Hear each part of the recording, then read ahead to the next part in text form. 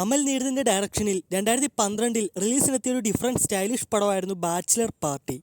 അടിപൊളി പടമാണ്. പക്ഷേ പടം അന്നത്ര വിജയമായില്ല.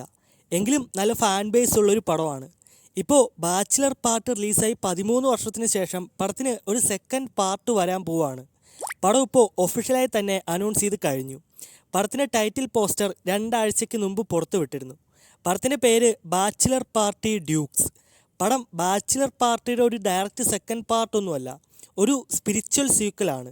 ഈ സ്പിരിച്വൽ സീക്വൽ എന്ന് വെച്ചാൽ കഴിഞ്ഞ പടത്തിൻ്റെ കഥയോ ക്യാരക്ടേഴ്സോ ഒന്നും അല്ലാതെ പടത്തിൻ്റെ അതേ മോഡിൽ വരുന്ന പുതിയൊരു പടം. 5 പേരാണ് ഈ പടത്തിൽ മെയിൻ ലീഡിൽ എത്തുന്നത്. അതിൽ 2 പേര് ഓൾറെഡി കൺഫേം ആയിട്ടുണ്ട്. ഒന്ന് ടൊവിനോയും മറ്റൊന്ന് നെസ്ലിനും.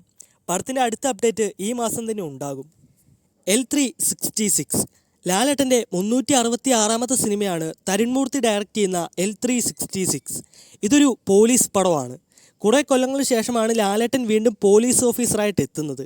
പുള്ളി ഇപ്പോൾ താടിയൊക്കെ എടുത്ത് ആ പഴയ ലുക്കിലേക്ക് എത്തിയിട്ടുണ്ട്. പടത്തിന് ഷൂട്ട് ഓൾറെഡി തൊടുപുഴയിൽ വെച്ച് സ്റ്റാർട്ട് ചെയ്ത് കഴിഞ്ഞു. ഇപ്പോൾ L366ൻ്റെ ഭാഗത്ത് നിന്ന് ഒരു ചെറിയ അപ്ഡേറ്റ് എത്തിയിട്ടുണ്ട്. പടത്തിൻ്റെ ഒരു ചെറിയ ഗ്ലിംസ് വരാൻ പോകുവാണ്. ഉടൻ തന്നെ അപ്ഡേറ്റ് ഉണ്ടാകും.